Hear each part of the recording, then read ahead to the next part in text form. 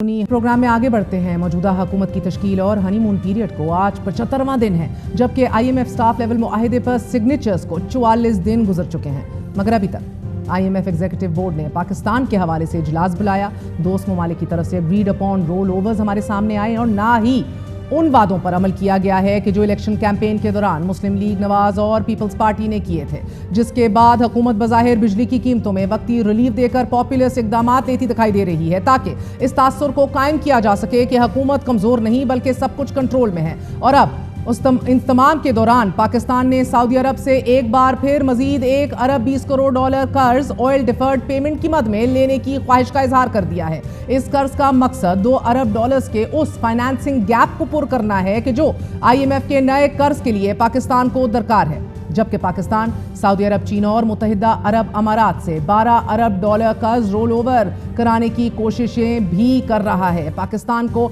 नए कर्ज के लिए $2 अरब की फाइनेंसिंग और $16.5 अरब के रोल ओवर करवाने हैं, ताकि IMF एग्जीक्यूटिव बोर्ड इजलास के एजेंडे पर आ सके, क्योंकि 4 सितंबर तक IMF शेड्यूल में पाकिस्तान का नाम ही सिरे से शामिल नहीं है। इसके अलावा सऊदी अरब रेकोडिक प्रोजेक्ट में $80 करोड़ की सरमायाकारी करेगा। सऊदी अरब रेकोडिक के एक्सप्लोरेशन लीज ब्लॉक 6 और ब्लॉक 8 में भी सरमायाकारी करेगा, जबकि कुल सरमायाकारी का तखमीना $10 अरब तक लगाया जा रहा है। ये मुआहिदा रवा हफ्ते हो जाएगा और ये रकम एक ही ट्रांच में पाकिस्तान को मौसूल होगी। जबकि सहाफ़ी शहबाज राना की खबर के मुताबिक सऊदी अरब ने रेकोडिक कानकनी के मंसूबे में 15% शेयर्स खरीदने की पेशकश भी की है और इसके अलावा बुनियादी इंफ्रास्ट्रक्चर की तामीर के लिए भी एक खास ग्रांट देने का कह दिया है, जो SIFC की छतरी तले पहली ऑफिशियल इन्वेस्टमेंट या सरमायाकारी तस्वर होगी। रेकोडिक प्रोजेक्ट का 50% बैरिक गोल्ड, 25% 3 वफाकी हुकूमती इदारों और बाकी 25% बलोचिस्तान के पास है। और अगर ये मुआहिदा हो जाता है तो वफाकी हुकूमत अपने हिस्से के 15% हिस्सा सऊदी अरब को बेचेगा। सऊदी पेशकश के जवाब में पाकिस्तान एक मुज़ाकराती कमेटी तश्कील देने का फैसला करते हुए सऊदी पेशकश का जायजा लेने और हतमी मुज़ाकरात कीमत की मंजूरी के लिए वफाकी काबीना को सिफारिश करेगी। ये तीसरा मौका है नाजरीन कि जब सऊदी अरब कर्ज के लिए IMF पेश की शराइत को पूरा करने के लिए पाकिस्तान की मदद कर रहा है। अगर पाकिस्तान को मजीद $1.2 अरब का कर्ज ऑयल डिफर्ड पेमेंट फैसिलिटी की मद में मिल जाता है तो सऊदी अरब के वाजिबुल अदा रकम $6.2 अरब तक पहुंच जाएगी। इस वक्त कैश डिपॉजिट्स की सूरत सऊदी की तरफ से $5 अरब, चीन के $4 अरब और मुत्तहिदा अरब अमारात के $3 अरब पाकिस्तान में पहले ही वाजिबुल अदा हैं। और आपको बताते चलें, इस हवाले से अभी तक रोल ओवर्स के हवाले से सिर्फ UAE की तरफ से $1 अरब जो है वो दिया गया है। सऊदी अरब का $5 अरब, चाइना का $4 अरब, दोनों की तरफ से अभी तक कोई पेशरफ्त नहीं सामने आई। वजारत खजाना ज़राए के मुताबिक सऊदी अरब की तरफ से कर्ज पाकिस्तान के लिए बहुत ज़रूरी है, क्योंकि वज़ीर खजाना के दौरे चीन के बाद ये उम्मीद थी कि चीन सेफ डिपॉजिट्स को रोल ओवर कर देगा,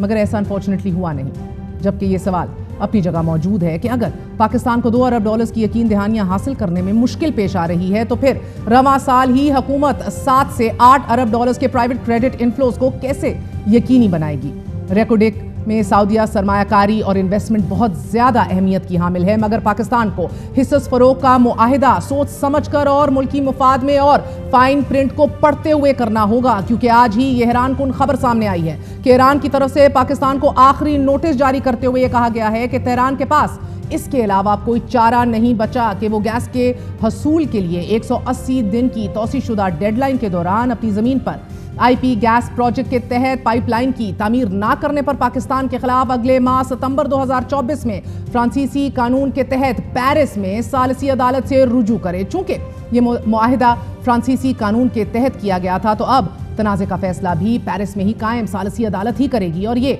अदालत अमरीकी पाबंदियों को तस्लीम बहरहाल नहीं करती। सितंबर का महीना बहुत ज़्यादा अहम है। अगले 10 दिन में पाकिस्तान को नोटिस का जवाब देना है और ईरान को कायल करना है कि वो फ्रांस की सालिसी अदालत ना जाए और कोई दरमियाना रास्ता निकाल लिया जाए, क्योंकि अगर ईरान अदालत नहीं जाती तो वो पाकिस्तान के खिलाफ कानूनी जंग का हक खो देगा।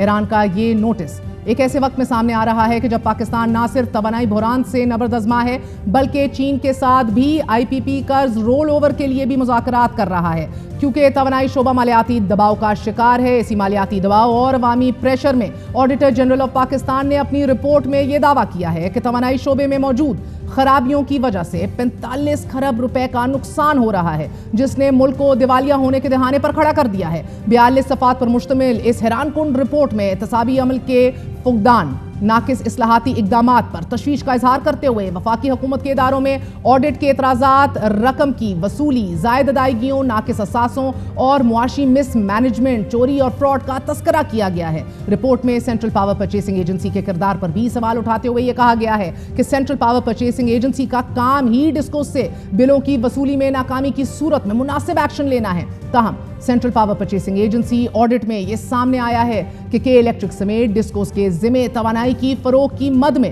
25 کھرب روپے واجب الادا ہیں، اور فنڈز کی اس عدم وصولی نے پاور سیکٹر کو سخت مالی بحران کا شکار کر دیا ہے اور پروڈیوسروں کو ادائیگیوں میں تاخیر ہو رہی ہے۔ آڈٹ رپورٹ میں مزید انکشاف کیا گیا ہے کہ اگر یہ بڑی رقم ڈسکو سے وصول کی جاتی ہے تو پاور سیکٹر کی مالیاتی پوزیشن بہتر ہو سکتی تھی، اور اسی طرح گردشی قرض اور دیر سے ادائیگی کے سر چارج کا بوجھ بھی ختم ہو سکتا تھا۔ جبکہ آڈیٹر جنرل آف پاکستان کی سالانہ رپورٹ 2023-24 میں بتایا گیا ہے کہ 386 کھرب 70 ارب روپے کے بجٹ میں سے 4% سے بھی کم رقم سماجی اور اقتصادی خدمات کے لیے دستیاب ہے، جبکہ پارلیمنٹ کی منظوری نہ ہونے کے سبب تقریباً 93% سپلیمنٹری گرانٹس کو بھی خرچ نہیں کیا جا سکا، کہ جن کی مالیت 80 کھرب روپے سے زائد ہے، جس کے باعث عوامی وسائل ضائع بھی ہو رہے ہیں، اور ساتھ ہی قرضوں پر سود کی ادائیگی کے اخراجات میں اضافے سے شہریوں کے معیار زندگی پر بھی سمجھوتا ہو رہا ہے۔ As they say, we seem to be caught between the devil and the deep blue sea.